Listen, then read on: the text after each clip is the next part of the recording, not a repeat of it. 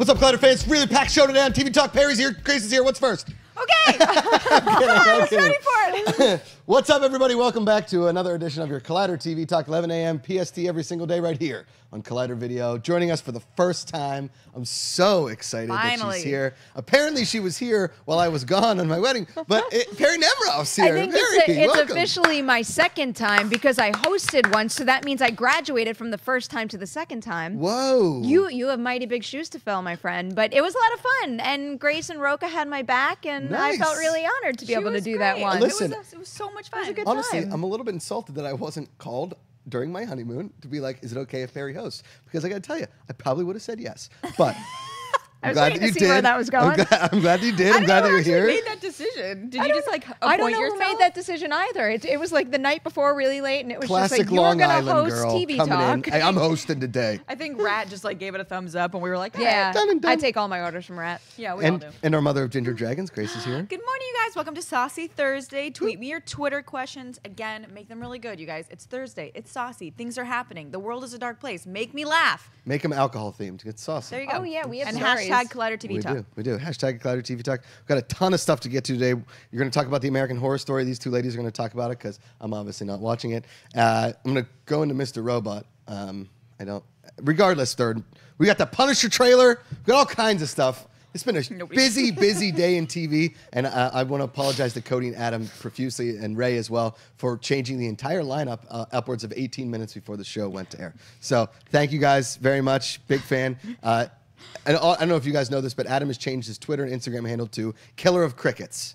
So that's him yelling in the back amazing. like a pirate. Apparently, a lot of crickets on pirate ships back in the day. So It was a problem, yeah. There you go. All right, Grace, what's up on the docket? All right, you guys, finally, Netflix announced this morning that the first season of The Punisher will officially launch on November 17th. Woo! Yeah. They also dropped another badass trailer full of angst and some sweet metal tunes. Metallica. And I'm going to say it again. This is absolutely my most anticipated Marvel television series of the year, and I'm thrilled. Without a doubt. I think going into Defenders, I was a little more apprehensive, mostly based on Iron Fist. Sure. But after Daredevil Season 2, see if you can follow me here, Perri, this is sort of like a family tree. After Daredevil Season 2, I was more excited about Punisher than anything else. And then when all the drama kind of happened at New York Comic Con, for obvious reasons with the Las Vegas shooting and everything, that it wasn't really the right time to release a trailer that is extremely violent with guns and all that kind of a thing, which was the right move by Marvel, personally. But this trailer and the release date, now a lot of people thought it was going to be that release date the weekend before Justice League. And then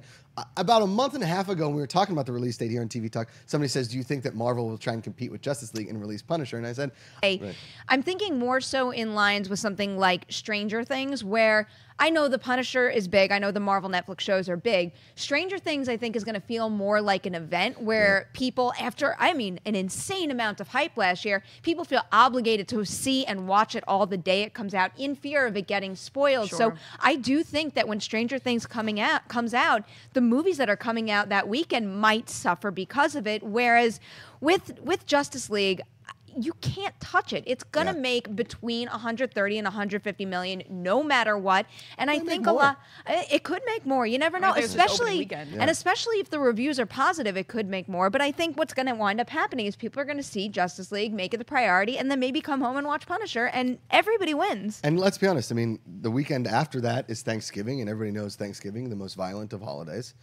So perfect for Punisher. If you've never been to a Macuga Thanksgiving, they get out of hand.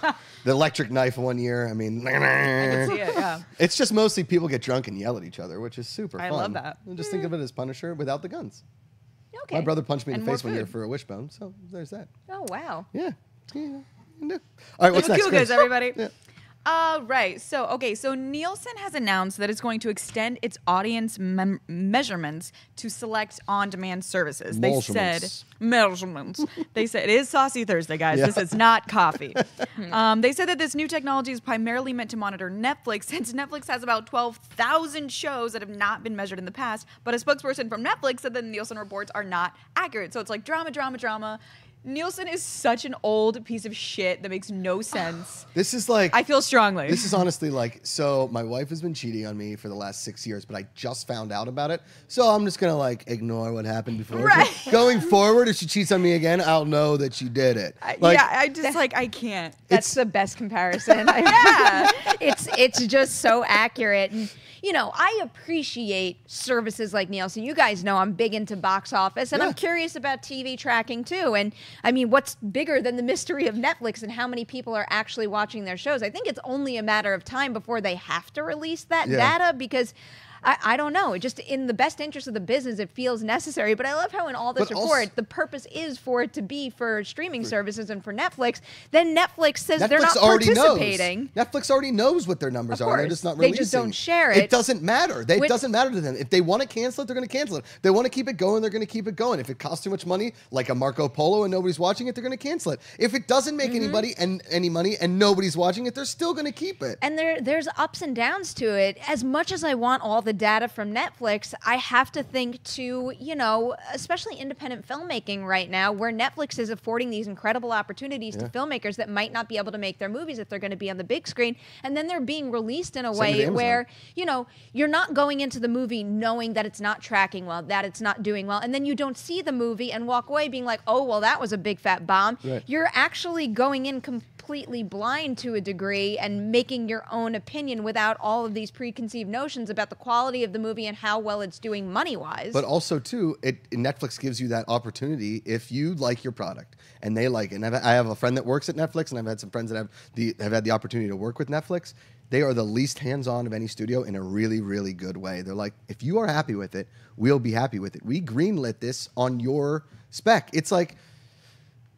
It's like going into a kitchen and the restaurateur being like, hey, you know, I thought the fish tonight was a little bad. And the chef's like, well, you can go F yourself because the other 90% of the restaurant loved it. So Netflix doing that. And again, Netflix knows what people are watching. They have a little guy, or many guys, girls, people, like the old, operators being like, there was 25 million people that watched Stranger Things. Boom. We already know it because that's their subscriber base, that's their click, that's their stream. It's all done. It's not like the Nielsen box, which is totally just a moot point anymore because it doesn't service enough homes.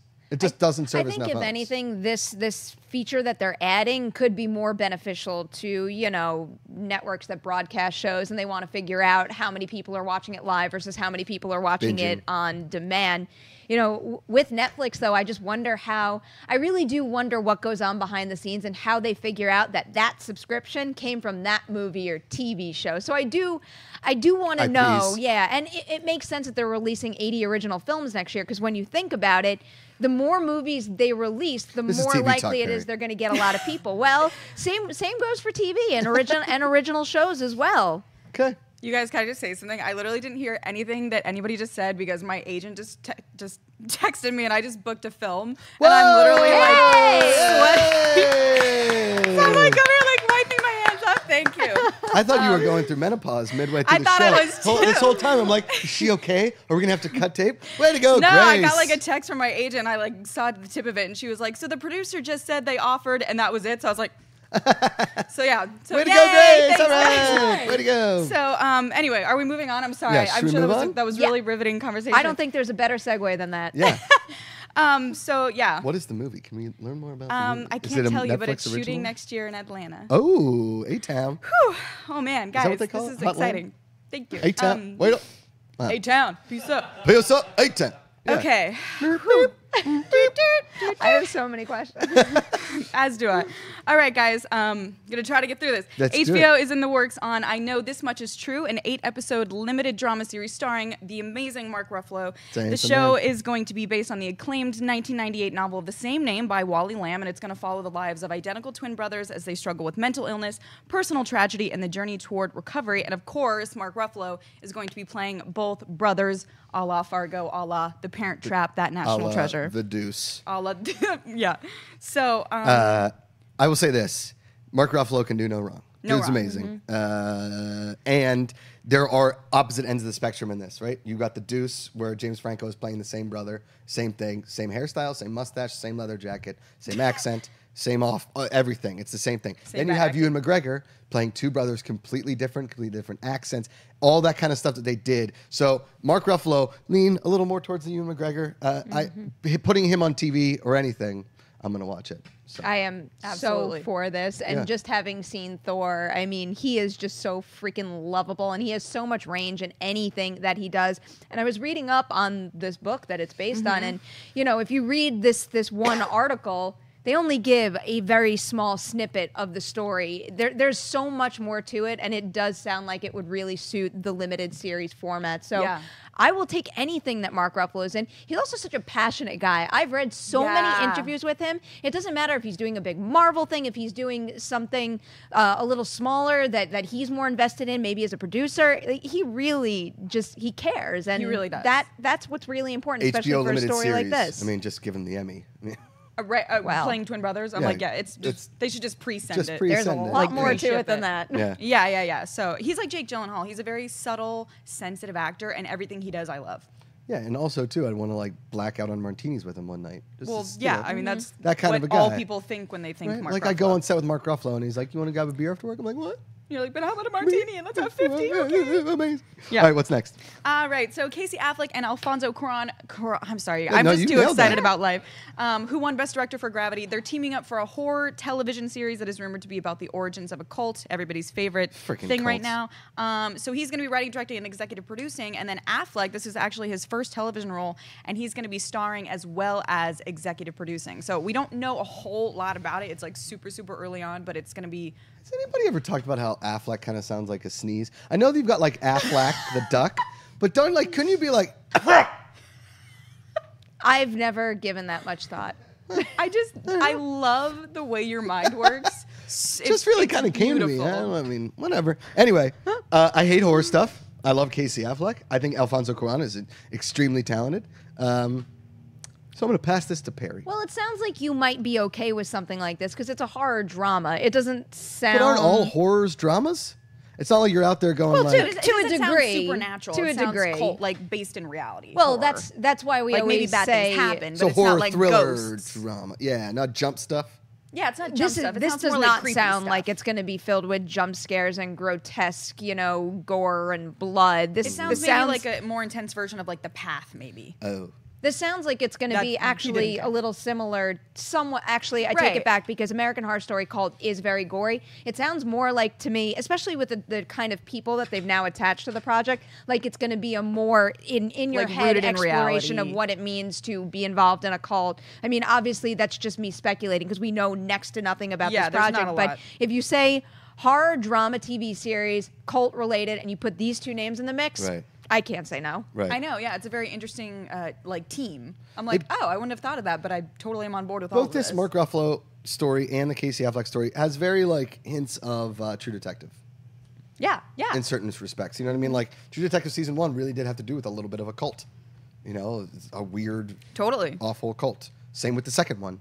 Like these sex cults. These damn sex cults. You're out there doing sexy cult stuff. It's weird. But yeah, I'm on board. Let's go to the next thing. Speaking of cults,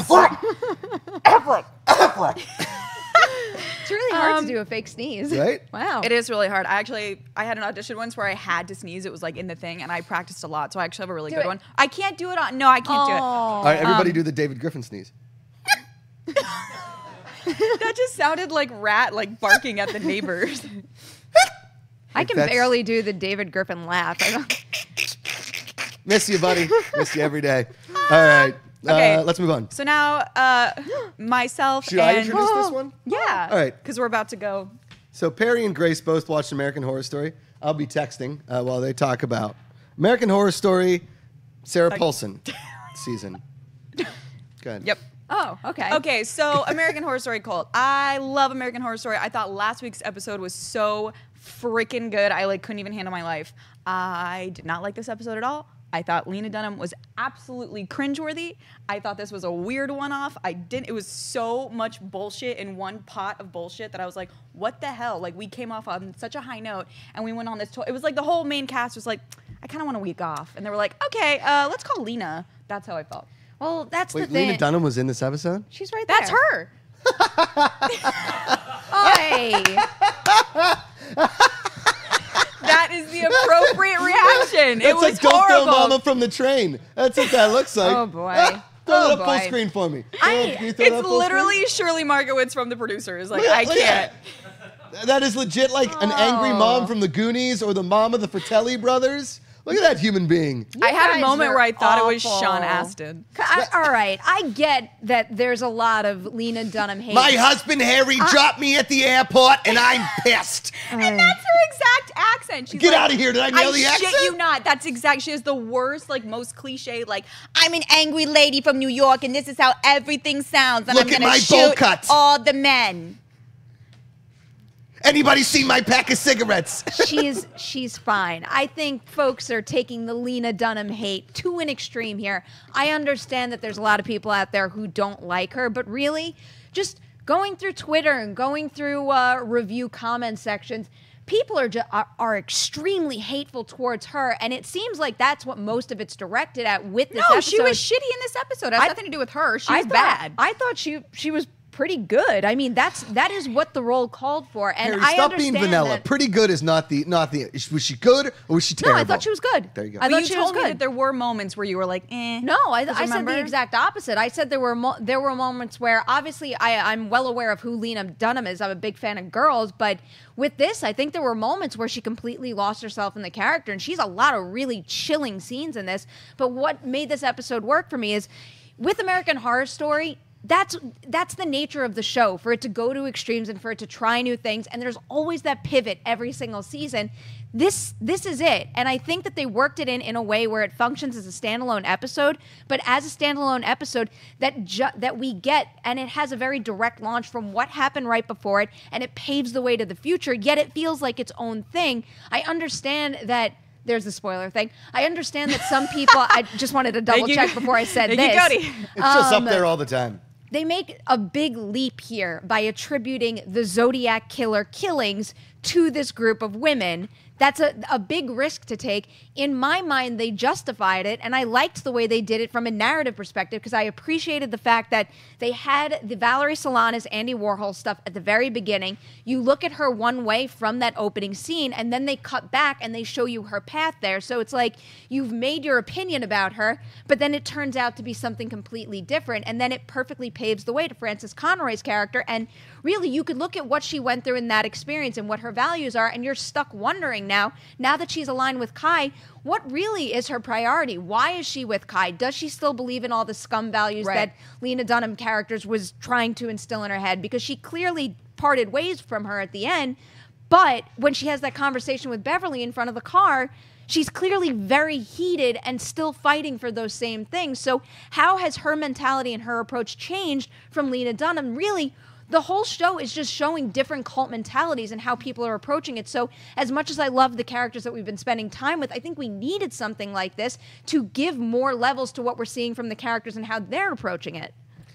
I think the only way you're going to get me to watch Girls is if you put a gun to my head via this woman. Although I would watch Girls if Lena Dunham was this person. So are you saying that you think that, like, I'm going to put this on the table. Do you think that it's possible that Frances Conroy's character is playing Kai to come full circle? Is that what you're... I think that's a possibility. I think that's definitely something that could be in play, but I also think she could maybe be scarred from how Lena Dunham operated, because as we saw at the end of that cult's reign, if you want to call it that, look what she did to that poor guy, and that's soon after that is when everybody started to go their own way. So maybe she has a different mentality where she thinks maybe they need to align with certain men in order to achieve their goals. One way or the other, I can assure you that every single character involved here is going to achieve what could be considered try to achieve what could be considered something that's good for society, but in the worst, most violent way possible. Right. And this may actually end up being one of those seasons where it's like Game of Thrones, where it's like, and then everybody died. I know. Like, if they do that, I'll be very upset. Me too. Because, but I feel like we're getting spoiler there. warning for Freak Show. That was hands down one of my least favorite seasons because I was so freaking invested, and then we No got pun that intended. ending. Oh. I Get do someone I cutting? do the best puns when I'm not thinking about Exactly. them. It's I like got- my Mark Hamill impressions. I gotta They say, just come out. this year at the Macuga Thanksgiving, Lena Dunham. All right, let's move on. What do you think? All right, yeah, and now we're gonna turn it on. Turn it on? Great. Turn it on. We're gonna turn it over to our very own Josh Macuga Now- for his Mr. Robot review. Okay, Mr. Robot. You know how my feelings are on robots. I hate them. Don't like robots at all. Don't like anything about robots. The last time I enjoyed a robot movie was Terminator 2. Terminator and Terminator 2 were very good. Other than that, I've never really liked a robot movie. Mr. Robot has nothing to do with robots, though I'm feeling like a robot watching it because I have absolutely no idea what's going on. This show had an amazing first season, one of the most historic drop-offs in season 2. And now in season 3, I legitimately don't know what is happening. I don't know the direction of the show. I don't know what I'm watching. I don't know who's a bad guy, who's a good guy. I don't know what the goal is. I don't know what this plan 2 is. I don't know who's alive and who isn't. I don't know if this whole thing is a dream sequence. I honestly feel like I'm getting fucked with, and I hate it. I think this whole thing is like you walk into an art gallery, right? And it's like one of those modern art galleries, and it's just a pile of trash on fire, and it's like, can you see what the artist is thinking? It's his inner rage being fueled through a bucket. And I'm like, it's a fucking trash fire. And that's, excuse my language, that's what Mr. Robot is right now. It's just like long monologues, like, refurbish the life that has been set before us within. I'm like, what is this? What is it?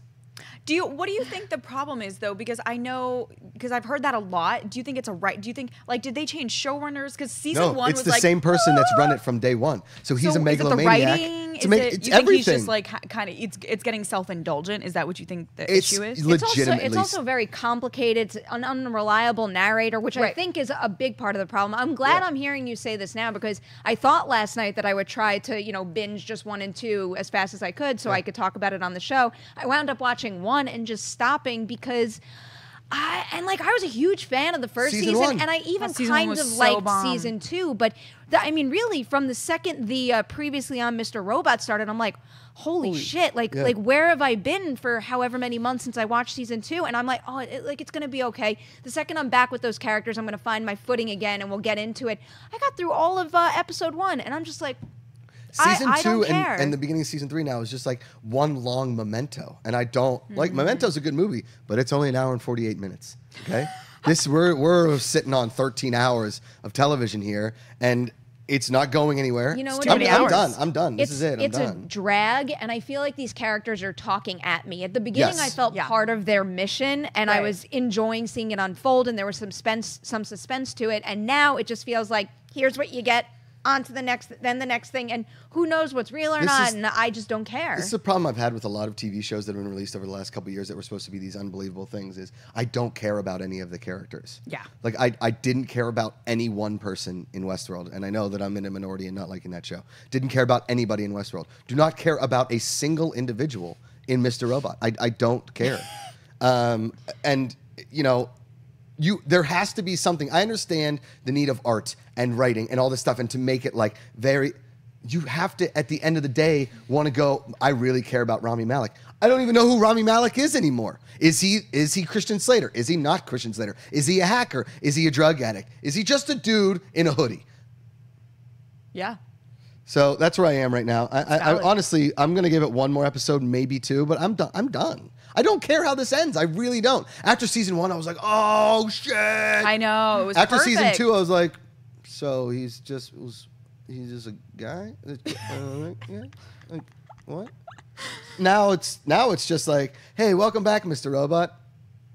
You guys ready for this? Yeah, and there's just too much damn television. It's like you're you right. have to just like literally blow my brains to like have me be like into something. Like Mr. Mercedes, like that every level of that made me so excited. It So is it's like, hard to when come stuff off of doesn't- that and The Yeah. Sinner and then jump back into Mr. Robot, where similar to Mr. Robot season 1, those two shows felt like inclusive. Like they wanted me to be part of that investigation and get in the mindset of the people trying to figure stuff out. Yeah. And here I just feel so detached from it. Last year, the big death was the guy Cisco on Mr. Robot. He was in for like 6 episodes total. I'm like, he wasn't even that good of a character. Kill him off. I don't care. You're like, good. Yeah. Right. He's like, yeah. Anyway. All right, let's. We're going to talk about Riverdale real quick because we are up against it. But it's been really good conversation. So I don't. Yeah, this is great, you guys. All I wanted to say about Riverdale is that I felt like similar to The Gifted this week. I don't know that this episode necessarily pushed us much further along in the plot, other than, like I said, off air, Veronica's parents are actual demons. Yeah, they're terrible people. This show again. Well, we now because. Riverdale has to go up against the 23 or 22 episode CW order. You're going to have 6 to 7 episodes of just filler. And I got to say this: if somebody gets shot in your chocolate shop and it's the only diner in town, people still have to go eat somewhere, and kids aren't going to come like spray paint "Killer Diner" on it or like "Diner Death" or "Death Diner." It's a diner full of happy milkshakes and hamburgers. If there's anywhere you can go after somebody gets shot, it's back to the diner. It's not like there's just people waiting outside. Like, you going to eat in there? You're like, yeah. They're like, crack, gotcha, bitch. We told you not to come back to the diner. Crack, crack, crack. Stupid idiots. Oh, I mean, I feel like I can't top that. Hearing that it was a 22 episode order makes me like, oh, I don't know. Yeah. It makes me part of the reason I want to binge season 1 is because it's shorter and it feels like I can. Yes, exactly. Because season 1 was what? 13. Why is it longer now? Because it did so well? But that's why it was so good. No is because they shit. didn't have... Okay. And that's why you can get people to catch up when you're already a second season in or a third season in, whereas when you're talking about things like CW shows like Arrow and Flash, too intimidating. I don't want to catch up and I'm jump not going to call out people exactly on Twitter, but there's a couple of people like, you should really watch Supernatural. It's getting better season by season. It's on season 13. I'm sorry. Like, we've seen that's a lot. Yeah, it's too many. Like the writer's room's like, what about we've done that. What about, we've already did that. So what about like a hot sauce killer? They're like, we actually did that season 4. Like, you already did a hot sauce killer? Damn it. All right.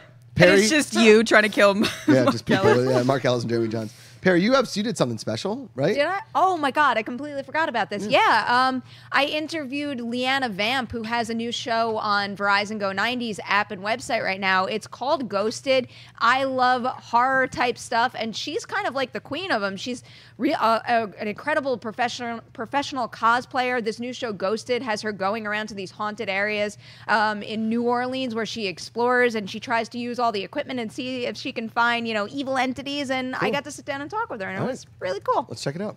I think from the beginning, so I went into it believing, but never really having that 100% experience that I walked away from. Was like, this is real. I know for a fact it's real. So being open to it, there was just little things. It kind of, the way the show works, the way you'll watch it as a viewer, is how it really happened in real life. There was little tidbits that kind of, like, I guess little crumbs that kind of led us to the big finale.